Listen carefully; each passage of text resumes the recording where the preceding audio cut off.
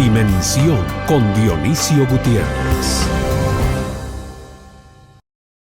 La elección de fiscal general y jefe del Ministerio Público es una de las batallas más importantes que Guatemala enfrentará en las próximas semanas. Esto se debe a que, en los últimos años, el Ministerio Público ha sido la piedra angular del sistema de justicia y de la lucha contra la corrupción en el país.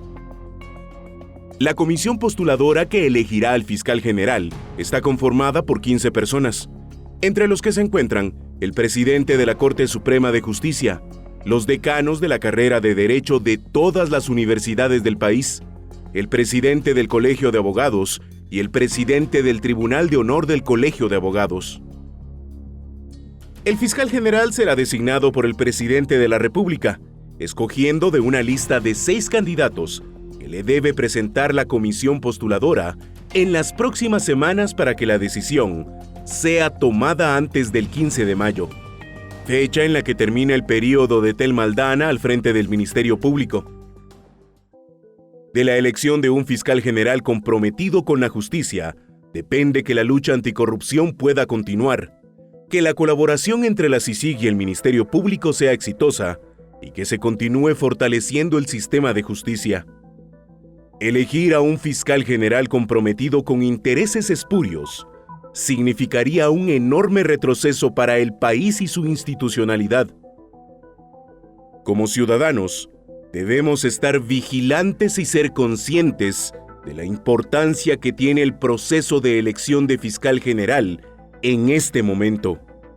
Solo así podremos aspirar a la construcción de un verdadero Estado de Derecho. Los miembros de la comisión de postulación deben sentirse observados por todas las personas que integran las instituciones a las que representan y por una sociedad civil activa que debe exigir al presidente una elección transparente. Esta semana en Dimensión, hablamos con un grupo de expertos sobre el proceso de elección de fiscal general y jefe del Ministerio Público que se está desarrollando en estos días.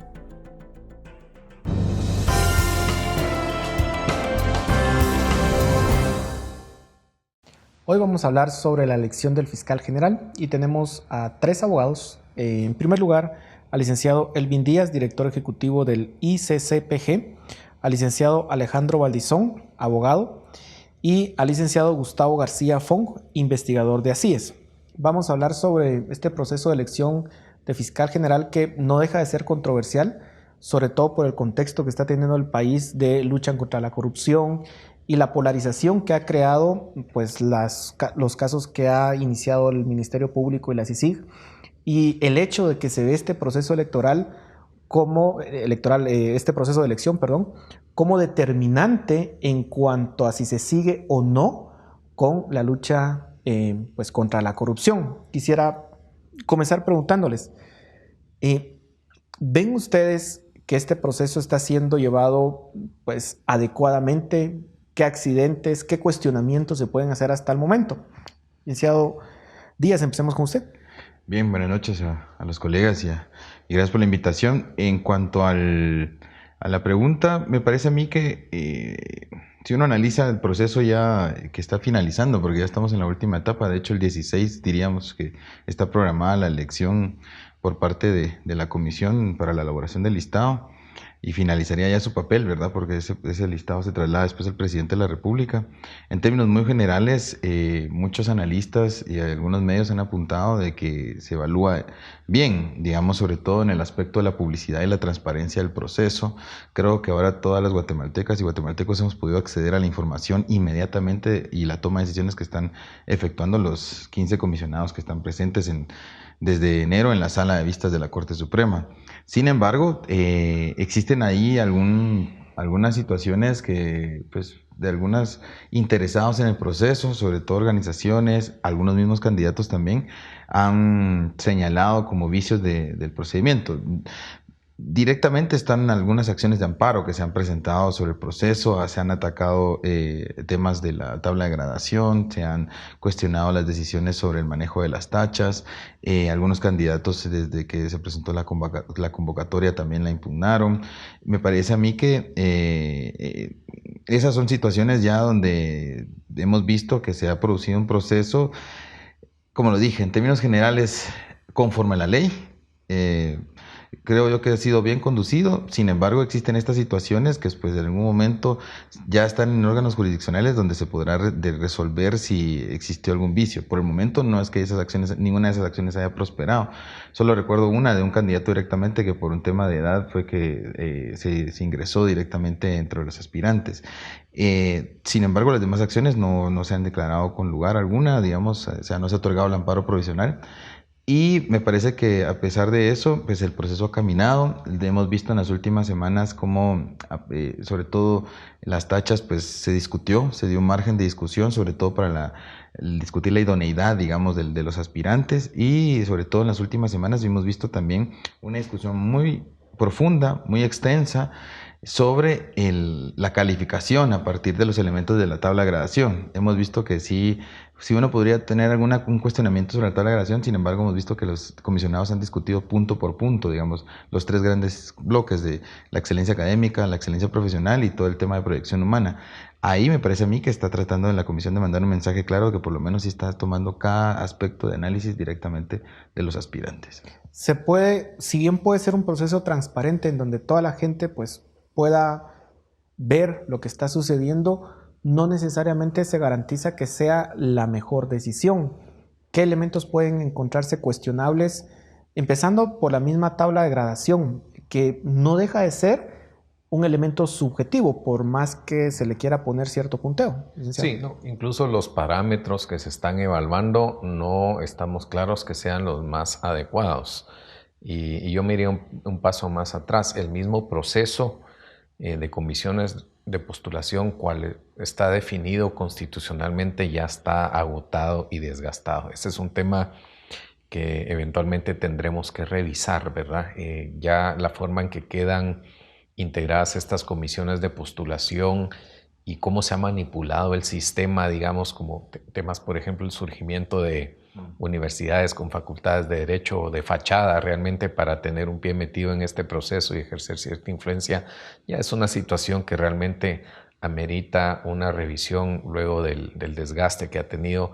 La ley de comisiones de postulación vino a dar algún orden en cuanto a forma, pero digamos realmente no garantiza la sustancia o el fondo del proceso. La idea de que hubiera académicos era que se hiciera una selección dentro de personas idóneas para ocupar, digamos, los cargos que se tienen que designar.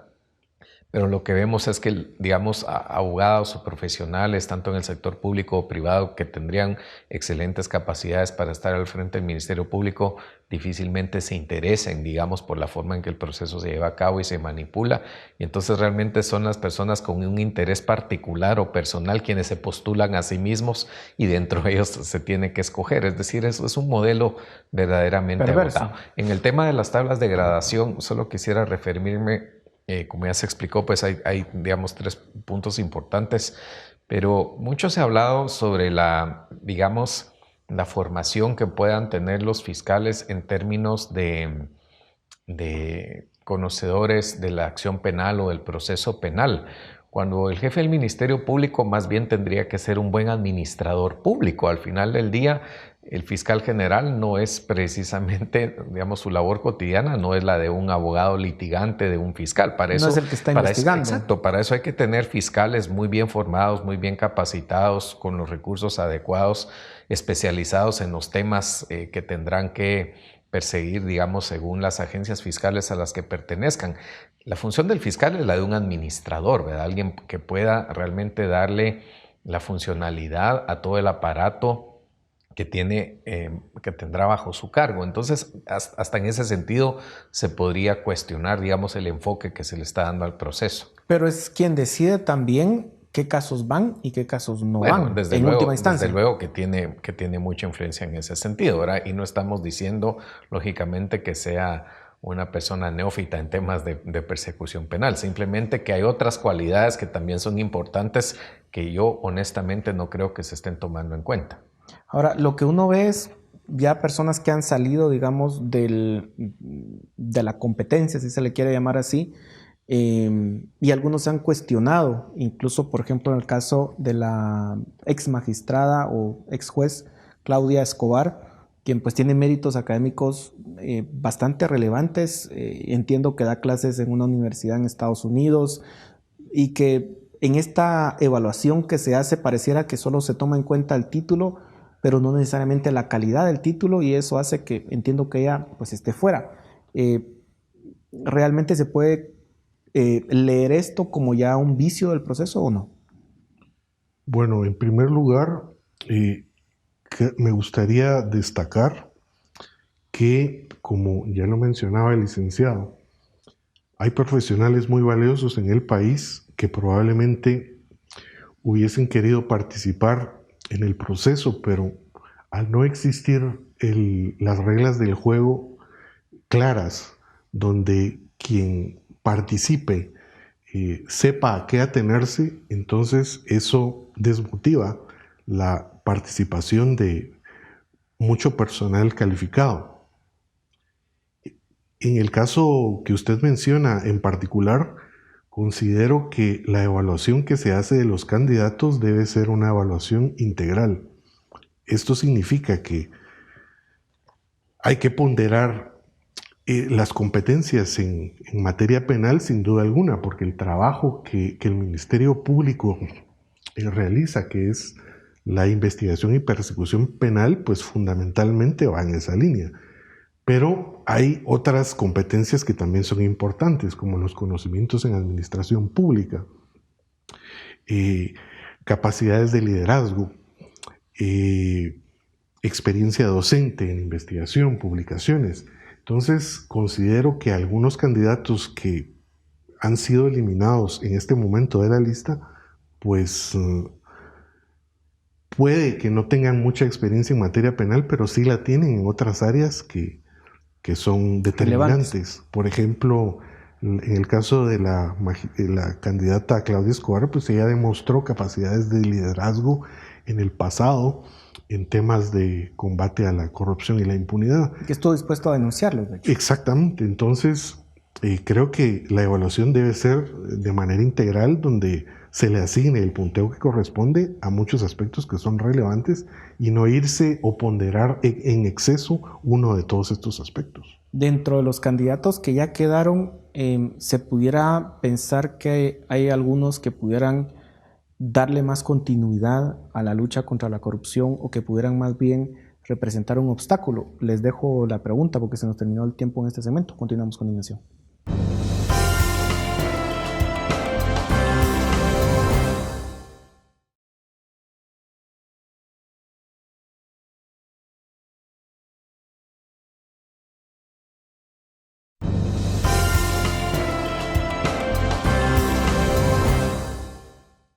Continuamos en Dimensión hablando sobre la elección del fiscal general.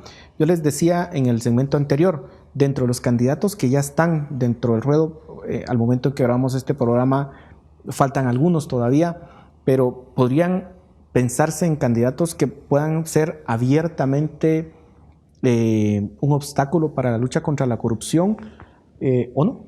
¿Cómo lo ven ustedes, licenciado Díaz? A mí me parece que, tal vez solo para terminar lo que los colegas estaban exponiendo, el modelo creo que ya topó, ¿verdad? Ya es un modelo caduco y sí necesita una revisión, y la única fórmula va a ser por una reforma constitucional. Eso creo que la audiencia tiene que tenerlo claro, que ya llevamos más de 30 años con este modelo y ha sido demasiado cuestionado.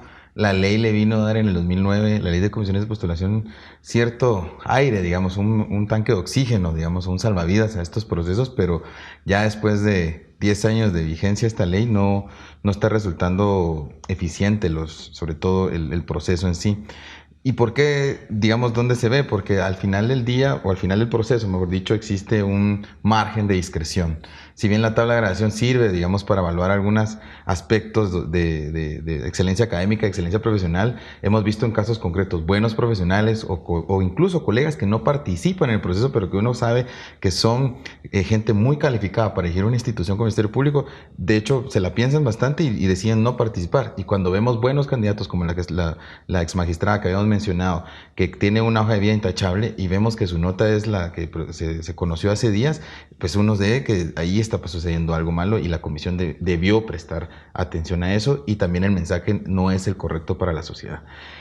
Si hay candidatos en términos generales, me parece que sí. No sé si dar los nombres, pero me parece que hay candidatos que ya pasaron, que lamentablemente, al menos desde nosotros, desde sociedad civil, presentamos tachas directamente y uno de ellos todavía sigue manteniendo esa tacha. Y es prácticamente una no persona. logró resolver. No logró resolver, y eso hay que ponerle atención, porque prácticamente la comisión de postulación, el primer punto de arranque que tiene, digamos, a la evaluación de cada candidato es si desestima o admite las tachas.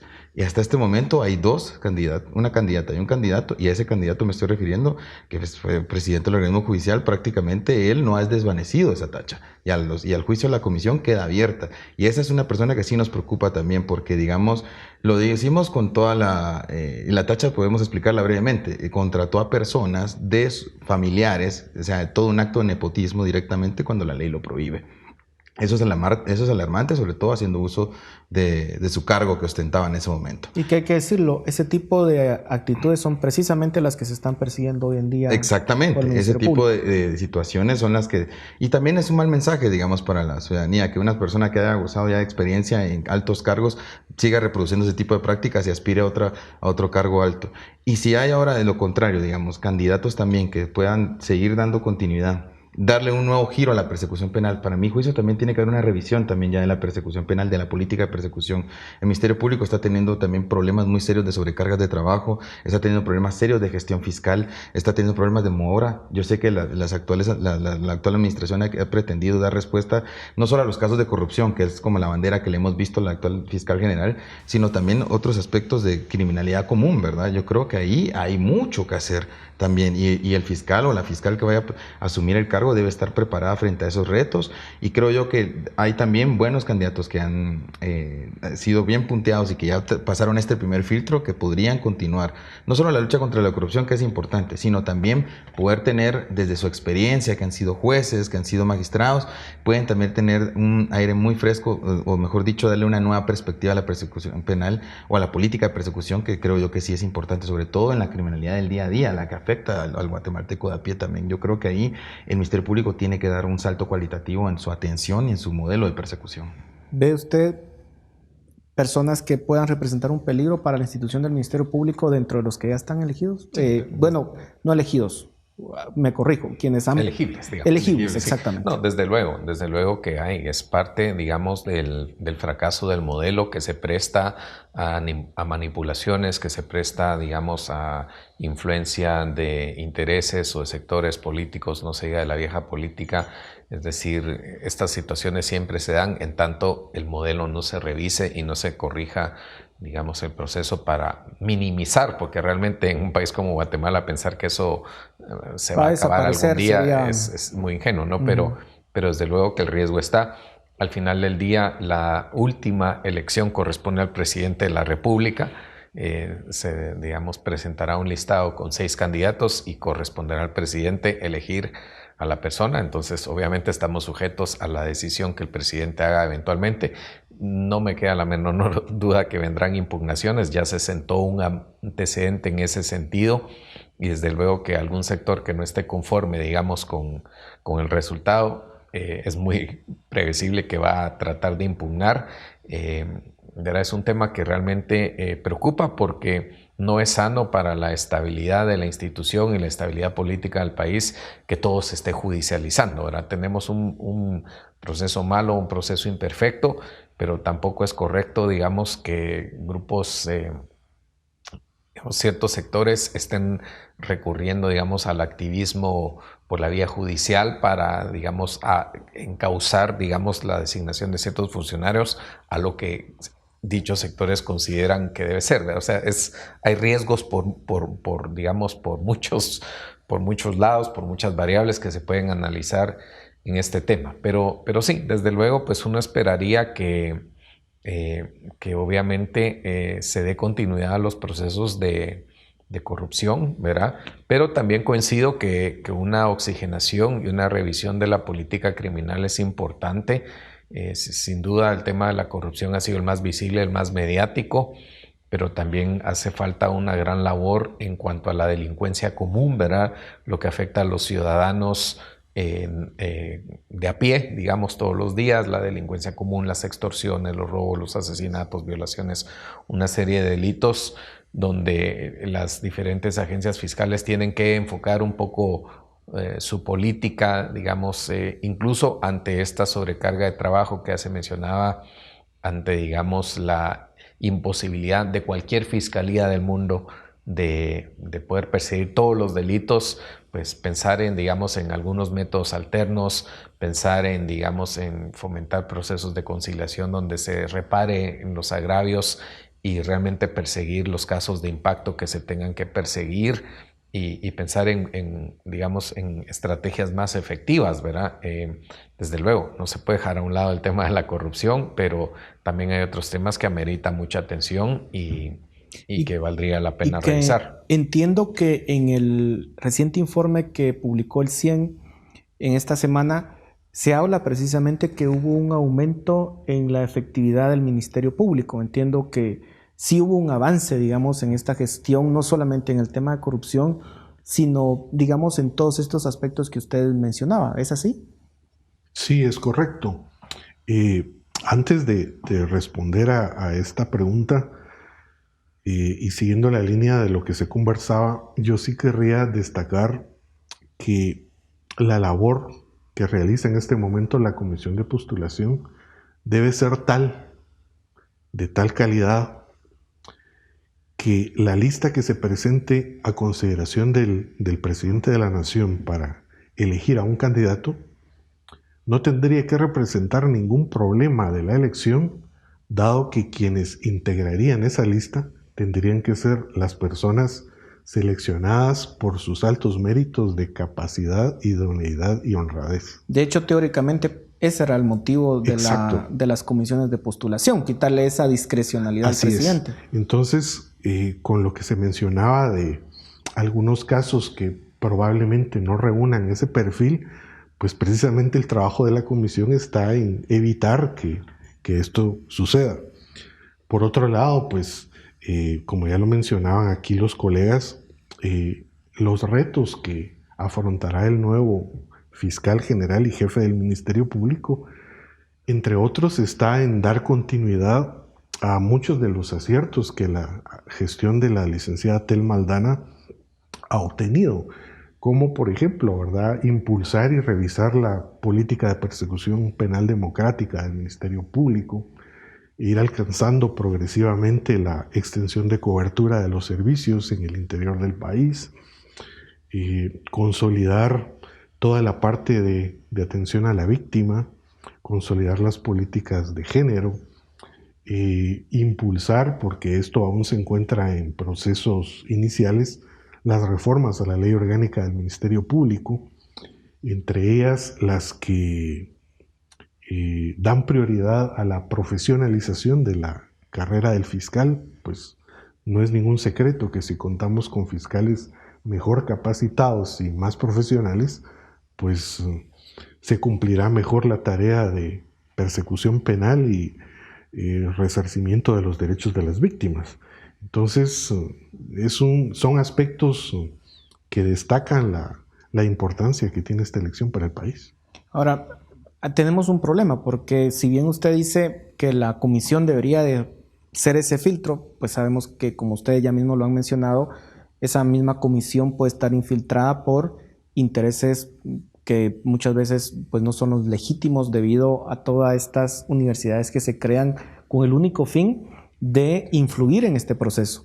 Si unimos a eso que el presidente pues tiene un conflicto de interés porque claramente su familia pues está siendo acusada y tiene un caso en su contra, que incluso se han presentado acciones para quitarle el antejuicio al mismo presidente, y a eso unimos el hecho de que pues claramente la CICIG puede estar en el interés de que este fiscal que sea elegido pues pueda darle continuidad al proceso. Pues obviamente estamos en un momento de tensión, y es un momento, digamos, que puede ser de alguna forma fundamental para el futuro del país en el corto plazo.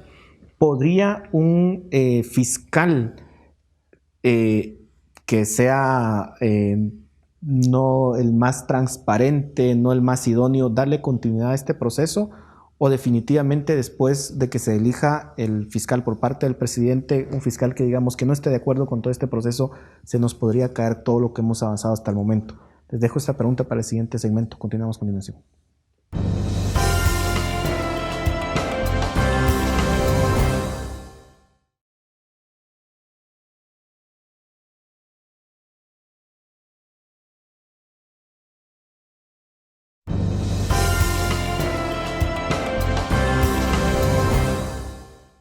Continuamos en Dimensión hablando sobre la elección del fiscal general, y yo les dejaba la pregunta en el segmento anterior. ¿Podríamos vislumbrar que ante todos los posibles fallos que tenga este proceso sea finalmente elegido un fiscal que no reúna las condiciones necesarias y se plante abiertamente en contra de la CICIG, por ejemplo, y que no se le dé la continuidad a todo este proceso y que suframos un deterioro en los avances o en los pocos avances que habíamos tenido actualmente, o no, licenciado? Desde luego que es un riesgo, ¿verdad? Desde luego que es un riesgo. Es decir, yo creo que esa es tal vez la razón por la cual este proceso ha generado tanta atención. Porque obviamente, digamos, se espera que quien resulte electo pues dé continuidad a la lucha contra la corrupción como se ha encauzado. Ahora, también hay que entender que dentro de, digamos, el actuar de la actual gestión, tanto del Ministerio Público como el apoyo que realmente debiera ser complementario de CICIG, porque al final la acción penal le corresponde al Ministerio Público, hay críticas válidas, ¿verdad? Hay críticas legítimas y hay temas que se tienen que revisar. Es decir, bajo ningún concepto se puede caer en la lógica de la infalibilidad tanto de la actual gestión del Ministerio Público como de la propia CICIG. Eso es un error terrible y no hay que caer en ese juego. ¿Qué errores tampoco se podrían mencionar, por ejemplo? Bueno, digamos, hay temas, incluso en este foro los hemos comentado en otras oportunidades, ¿verdad? Digamos, hay situaciones de índole procesal y garantías procesales donde uno cuestionaría la forma en que se han manejado, ¿verdad? La mediatización de los procesos, digamos, el tema de la prisión preventiva en algunos casos. Es decir, hay una serie de situaciones, no viene al caso, creo yo, Ser exhaustivos. recapitular todos estos temas. Pero en general yo creo que, digamos, hay temas que hay que revisar. Digamos, también creo que se podrían mencionar ciertas inclinaciones incluso de parte del Ministerio Público y de la CICIG en cuanto a perseguir ciertos temas de una forma y otros de otra, ¿verdad? Entonces uno no ve, digamos, necesariamente un balance o una ecuanimidad en cuanto a la forma que se persiguen ciertos delitos. No voy a hablar aquí de justicia selectiva, estas cosas, pero yo creo que todo es perfectible y uno reconoce, digamos, lo valioso de la labor del Ministerio Público y el apoyo de la CICIG, pero siempre sujeto a una revisión seria, crítica de esa labor, ¿verdad? Eso yo creo que hay que ponerlo en perspectiva. Ahora bien, el riesgo está y obviamente pues incluso habrá quienes dudarán sobre la idoneidad del propio presidente para hacer esa designación, pero al final así es como está ordenado constitucionalmente y es un tema pues que simple y sencillamente no se puede obviar. Simplemente por el hecho de las circunstancias actuales, digamos, y por ese riesgo precisamente es que hay tanta atención sobre el tema. Obviamente el tema de, digamos, la labor de sociedad civil, el escrutinio, la fiscalización, digamos, los señalamientos serios, verá, los cuestionamientos serios que se puedan hacer, las tachas que se presentan, digamos, la atención y hasta, ¿por qué no decirlo?, presión de la opinión pública sobre el proceso, pues esperaríamos que garantice un poco, digamos, una mejor selección de candidatos para que al final esa lista pues sea lo mejor conformada dentro de lo que se tiene y dentro de lo que se puede, ¿verdad? Pero desde luego que es un riesgo que está ahí y va a haber que poner mucha atención a cómo se da ese resultado final. Claro, y en perspectiva también habría que decir de que los no se puede generalizar, pero en general lo que se percibiera que los antiguos jefes del Ministerio Público eran puestos de acuerdo a los intereses del Ejecutivo, y muy pocas veces en la historia que tiene el Ministerio Público, que fue creado en el 94, por ejemplo, claro, nunca habíamos visto que el Ministerio Público persiguiera, de hecho, al Ejecutivo, a los diputados. Sí. O sea, era una institución que básicamente estaba cooptada y que estaba al servicio de todos estos intereses, y que quien no se plegaba, de hecho, le cortaban la cabeza, así de simple. Sí. El reto es realmente tener un Ministerio Público independiente, sí, que pueda pues ser ese contrapeso y que toda esta serie de corrupción deje de existir en el país. Pero también tenemos el otro escenario complicado, no solamente hablando de la idoneidad del presidente para la elección, el hecho de que el próximo año pues se vence el mandato de CICIG, y si unimos los dos elementos, se complica aún más la situación. Yo precisamente era el elemento que quiero que la audiencia entienda, y es ese. Para mí es el riesgo más grande de elegir a un fiscal que no esté a favor en la lucha contra la corrupción. Claro, yo creo que ahorita Guatemala puede hacer una revisión de ese proceso, y creo que estaría sano, digamos, como sociedad empezar a revisar y tener las lecciones aprendidas de lo que ha sido la lucha contra la corrupción a nivel judicial. Yo comparto lo que dijo el licenciado Valdizón. Hay unos aspectos ahí que son preocupantes, digamos, de mecanismos procesales, pero también entiendo que muchos avances se han logrado también a partir de esa lucha. Pero creo que los guatemaltecos lo podemos revisar. Lo que no podemos hacer los guatemaltecos, digamos, es permitir, y lo digo aquí con mucho respeto porque si bien la comisión va a hacer su trabajo y es un primer filtro, la decisión es exclusiva del presidente de la República. Y hoy por hoy el presidente Jimmy Morales sí está, digamos, con mucho interés en la persona que va a ocupar el puesto, porque sobre todo, como usted lo dijo al principio del programa, es quien va a decidir qué perseguir y a quién perseguir. Entonces, bajo esa dinámica, el presidente tiene un interés que no favorece a los intereses de la población. Y yo creo ahí que esperaría, porque sería su oportunidad para poder tomar una decisión de Estado, una decisión de un estadista. Tiene aún todavía esa última oportunidad, y yo creo que en las próximas semanas puede de una otra forma buscar esa solución de poder transmitir un mensaje a la ciudadanía de que puede elegir un fiscal intachable, independiente, sobre todo de que se vaya a respetar esa autonomía que ha gozado sobre todo la última administración del Ministerio Público, porque es ahí donde encontramos el sentido del Ministerio Público constitucional como un órgano de control, y el órgano de control porque es prácticamente el titular de quien persigue, de la persecución.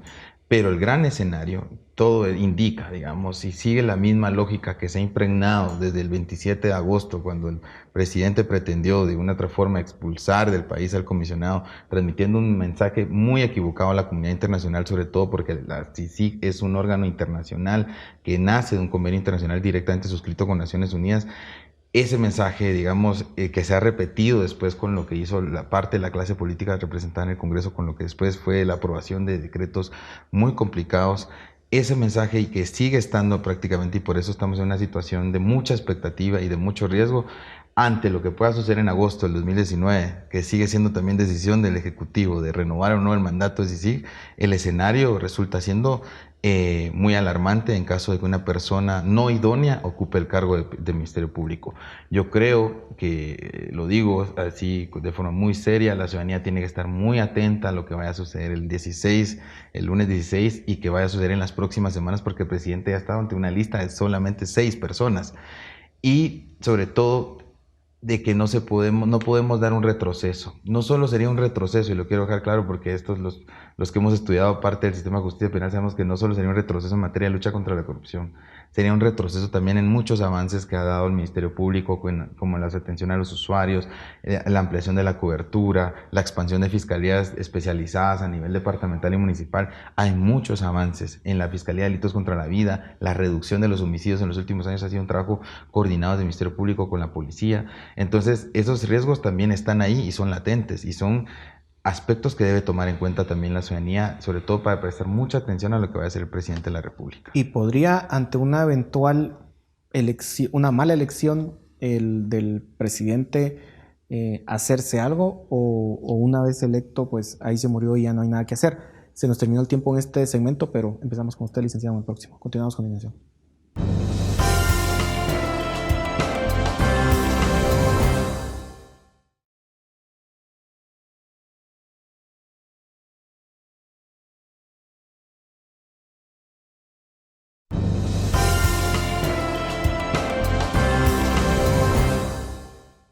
Llegamos al último segmento del programa de esta noche y le planteaba en el segmento anterior, si se llega a concretar un escenario en el cual el presidente elige a la persona menos idónea dentro de la lista, ¿puede hacerse algo o no? Hay que recordar que esto ya ocurrió en el pasado en Guatemala. Una elección de una persona que fue considerada no idónea para el cargo y pues fue necesario incluso repetir el proceso que ordenó la Corte de Constitucionalidad. Esa situación tuvo en su momento gente que la aplaudió y otros detractores, pero no sería de ocurrir, no sería algo nuevo en el país, dado que ya se dio un antecedente. Yo destacaría que no es lo mejor. Esta especulación, pues si bien el riesgo es latente, pero no sería de las cosas que afectan y le restan credibilidad a estos procesos de postulación que tanto trabajo le han costado al país. Entonces, forma de impugnarlo, pues existe, la propia legislación da las vías, no sería el mejor escenario, pero ya ocurrió una vez en el pasado. Solo querría retomar parte de lo que se habló en el segmento anterior, y es que cuando se hablaba de la posible continuidad o no continuidad de la Comisión contra la Impunidad en Guatemala, hay un aspecto que me parece muy importante destacar de esa cooperación, y es que si bien lo que más ha resaltado en los medios son los casos de combate a la corrupción de naturaleza política, pues muy importantes, no se ha mencionado tanto el tema de la transferencia de capacidades, que es parte del mandato de la Comisión hacia el Ministerio Público. Me refiero a las capacidades en investigación penal. Ninguna cooperación es eterna y toda cooperación está sujeta a resultados. Y entonces, si claro, bien, no podemos suponer que la CICIG se debe quedar aquí. De ninguna manera, incluso ni sería sano. Pero lo que sí es importante es revisar, aparte de la Fiscalía Especial contra la Impunidad, que ha sido la más visible, cómo se han transferido capacidades a otras fiscalías, como ya se mencionaba aquí, relacionadas con delitos comunes de los que se ve afectada homicidios, robos, la población en general, y que eso es lo que se espera precisamente, un ministerio público fortalecido y capacitado. Entonces, de los riesgos que también se hablaba de elegir a alguien no idóneo, pues aparte de lo ya mencionado, estaría que se quedaría como truncado ese proceso de transferencia de capacidades, que es muy importante. Ahora, hablemos en lo que resta del tiempo un poco sobre el mecanismo en forma general de los cambios que hay que hacer para que no tengamos que estar pues en estas todas las veces en que se tiene que elegir a un fiscal. ¿Quién, si no es una comisión de postulación, quién tendría que elegir a un fiscal general? ¿Cuál es el periodo que tendría que tener?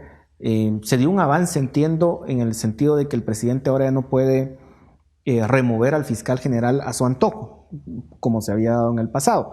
Que en este caso, si se elige a alguien que no sea el más idóneo, pues no estoy seguro que sea una ventaja, pero de todas formas, teóricamente es bueno que el fiscal general esté blindado en ese sentido. Pero ¿qué otra forma tenemos de elegir para que estemos lejos de estos vicios, licenciado? Bueno, digamos, si comparamos con otras naciones, con otros modelos, en muchos casos incluso la designación se hace directamente dentro del Ejecutivo y no se pasan por procesos de este tipo. Simplemente, digamos, se tiene la suficiente madurez, digamos, de tipo político y en temas de la administración de la justicia para que los fiscales se desenvuelvan con independencia y autonomía, que es lo que al final se desea. O pensar eso para Guatemala sería... Es decir, pero podemos pensar en N clase de modelos y cuál nos va a funcionar. Es decir, el objetivo es ese, que haya independencia y que haya autonomía. ¿Cómo se logra? Bueno, inicialmente pensamos que vía la academia, digamos, se podría, digamos, tener un proceso de de postulación de personas ajenas a influencias políticas, pero ¿qué pasó? Vimos cómo los actores políticos lograron introducirse en academias de fachada para tener un pie, digamos, Y permitieron en estas comisiones, la academia, hay que decirlo. permitieron la academia, digamos, incluso uno ve, quiero citar un ejemplo que yo creo que es lamentable, el caso de la Universidad de San Carlos, por ejemplo, que tiene un papel que figura de forma importante en muchos aspectos en comisiones de postulación, como la elección, digamos, de sus funcionarios, de sus decanaturas, se ha ido corrompiendo precisamente por el peso político que tienen estos funcionarios. Entonces, es una situación lamentable, ¿no? Entonces sí, hay que repensar el modelo y desde luego que eso implica una reforma constitucional. ¿Qué también nos pueda funcionar o cuánto nos pueda tardar un modelo, digamos, donde se despolitice de nuevo, donde se dé autonomía? Pues eso hay que hacer un diseño muy bien pensado. Lógicamente el factor temporal es importante, ¿verdad? En la medida que se trascienda a los periodos políticos se puede lograr algo, en la medida que digamos que no se dé, digamos, una elección desde donde se dé la oportunidad de que se ejerza mucha influencia política, pues también es deseable, y al final pues la rendición de cuentas y el escrutinio público, ¿verdad? Yo creo que esos son temas claves.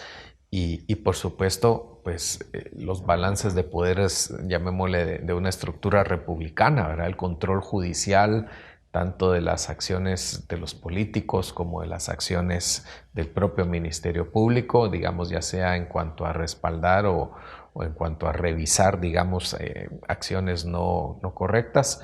Y eso implicaría, digamos, otra serie de reformas, por ejemplo, una independencia también y despolitización del órgano jurisdiccional. Es decir, la tarea que tenemos como sociedad es muy grande en ese sentido. Es parte de lo que nos hemos ido olvidando, ¿verdad? Así en es. este contexto.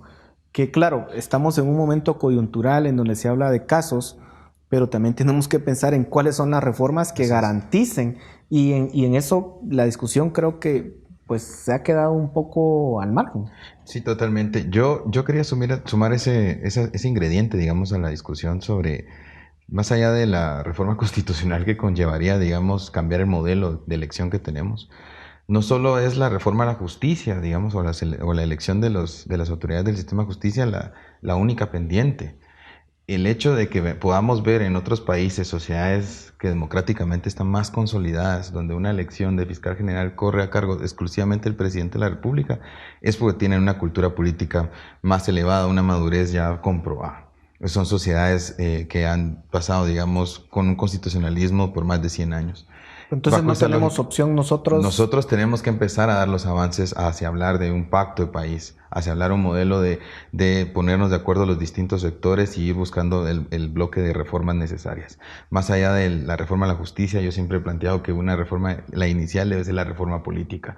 Nuestro sistema de elección de las autoridades y los principales representantes del Estado en el organismo legislativo y ejecutivo no es el modelo adecuado. Yo creo que ese modelo ya también está agotado, ha sido suficientemente revisado, han existido múltiples propuestas para reformarlo y hay que agotarlo. Por eso es hablar de un pacto de país donde uno podamos concentrar la reforma a la justicia, la reforma al sistema político, la reforma al servicio civil y contrataciones del Estado, la reforma fiscal, habría que verlo también. Es un pacto de país donde yo creo que todavía Guatemala no ha dado el paso adelante.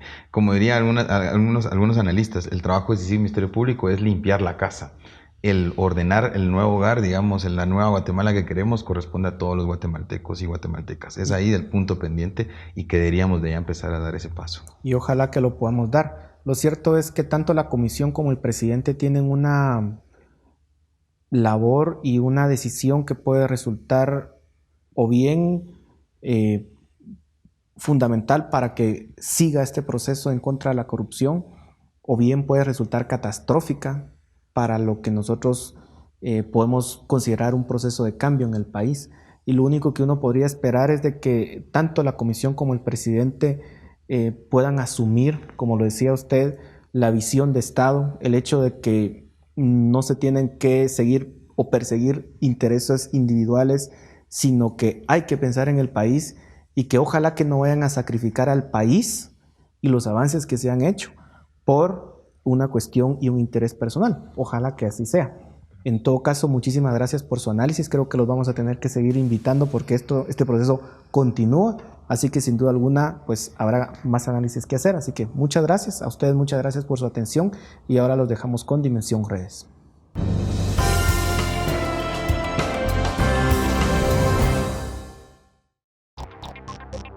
Preguntamos a nuestros amigos por las redes sociales, ¿qué cualidades debería de tener un buen fiscal? En Facebook, Carlos Antonio Villacorta respondió, íntegro, ético. Oscar Gabriel Godoy Peláez remarcó la importancia de la imparcialidad. Isaías García agregó, capacidad, honorabilidad, velar que no haya impunidad y sobre todo que esté en contra de la corrupción. Por Twitter, Ilse Polanco también compartió su opinión, que sus acciones hablen más fuerte que sus palabras.